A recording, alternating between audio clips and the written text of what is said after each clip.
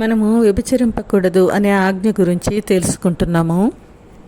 ఈ వ్యభిచారం అనే పాపము నోవహు కాలంలో జలప్రళయ ముందే దేవుని ఉగ్రతకు కారణమైన పాపాల్లో ఇదొకటి అని మనం చెప్పవచ్చు. జలప్రళయం తర్వాత కూడా ఈ పాపం మళ్ళీ ఎక్కువైంది. వివాహ వ్యవస్థ యొక్క కొన్ని నైతిక సూత్రాలు ఉన్నాయి. వాటిని నిరర్ధకం చేసి దాని పరిశుద్ధతను తగ్గించి వివాహ వ్యవస్థను పక్కదారి పట్టించడము ఆ రోజుల్లో జరిగింది. అది ఈ రోజుల్లో కూడా ఇప్పుడు కూడా జరుగుతుంది. యేసుక్రీస్తు వారు కొండ మీద ప్రసంగంలో మత్తయి సువార్త 5వ అధ్యాయం 27లో ఆయన చెప్తారు, ఒక స్త్రీని మోహపు చూపుతో చూసే ప్రతివాడు అప్పుడే తన హృదయంలో ఆమెతో వ్యభిచారం చేసినట్లే అంటూ, నీ అవయవాలన్నీ కూడా పవిత్రంగానే ఉండాలి. అందుకే ఆయన అంటారు, నీ కుడుకను నిన్ను అభ్యంతరపరిస్తే దాన్ని పెరికి నీ యొద్ద నుండి పారవేయి. నీ దేహమంతయు నరకంలో పడవేయబడకుండా నీ అవయవంలో ఒకటి నశించుట నీకు ప్రయోజనం కదా అంటారు. అలాగే ప్రతి అవయవం గురించి ఆయన చెప్తారు. ఏ అవయవం అయితే నిన్ను అభ్యంతరంగా ఈ పాపానికి దాహోదం చేస్తుందో, నిన్ను పాపంలో పడకుండా నీ అవయవంలో ఒకటి నశించుట నీకు ప్రయోజనం కదా అంటారు. కాబట్టి వ్యభిచారం మనల్ని ఎంత నాశనం చేస్తుందో జ్ఞాని అయిన సొలొమోను కూడా తన యొక్క సామెతలు గ్రంథంలో మనకి చాలా వివరించి చెప్తారు. ఆయన ఇంచుమించు తన స్వీయ అనుభవం ద్వారా చెప్పారనే మనం భావించవచ్చు. ఆయన చెప్తూ, వివేకము గల నా బోధకు చెవియొగ్గుము అంటారు.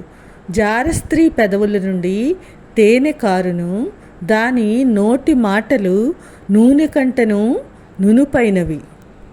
దాని వలన కలుగు ఫలము మిషిని పండంతా చేదు, దాని యొక్క నడతలు మరణంనకు దారితీయును. మనము సామెతలు 5వ అధ్యాయం చదివితే మనకి ఇదంతా తెలుస్తుంది.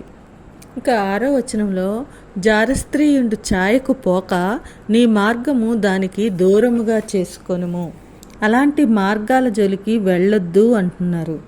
అలా వెళ్ళావు అంటే నీ నాశనాన్ని నీవే కొని తెచ్చుకున్నట్టు. ఎందుకు అంటే నీవు నీ జీవితకాలాన్నే పోగొట్టుకుంటావు. నీ ఆస్తి వలన పరులు తృప్తి పడతారు. నీ కష్టార్జితము అన్యుల ఇల్లు చేరుతుంది. ఇంకా ఆ తర్వాత నీవు ఎంత చింతించినా లాభం ఉండదు. వేసే వల్ల నీ మాంసము నీ శరీరము క్షీణించిపోతుంది. అప్పుడు నువ్వు అయ్యో నేను ఎంత పాపం చేశాను అని ఎంత చింతించినా ప్రయోజనం ఉండదు. అందుకే ఆయన అంటారు, నీ యవనకాలపు భార్య యందు సంతోషించు, ఆమె అతి ప్రియమైన లేడీ, అందమైన దుప్పి అంటారు. చివరికి 6వ అధ్యాయం 32లో జారత్వానికి పోయేవాడు ఎలాంటివాడు అంటే అసలు బుద్ధి లేనివాడు, బుద్ధి శూన్యుడు అంటారు. ఆ కార్యం చేయవాడు స్వనాశనమును కోరువాడు. కనుక వ్యభిచారం అనే ఈ ఆజ్ఞను మనం ఉల్లంఘించటం వల్ల మనం నష్టపోతాము. మన జీవితం పూర్తిగా నాశనం అయిపోతుంది. మన దగ్గర ఉన్నవన్నీ కూడా పోగొట్టుకుంటాము. చివరికి శారీరక పతనము, నైతిక పతనము, సమాజంలో కూడా విలువను పోగొట్టుకుంటాము. అందరూ అసహ్యించుకునే స్థితికి వస్తాము. కాబట్టి మనం ఈ ఆజ్ఞకు ఎంతగా మనం పాటిస్తామో అంతగా జీవితంలో సుఖ సంతోషాలతో మంచి కుటుంబ వ్యవస్థ కలిగి దేవునికి దగ్గరగా జీవించగలుగుతాము. దీనివల్ల మన గృహంలో, సంఘంలో, సమాజంలో ఉన్నత విలువలతో కూడిన జీవితాన్ని జీవించగలుగుతాము. అలాంటి కృప దేవుడు దయచేయునుగాక. ఆమేన్.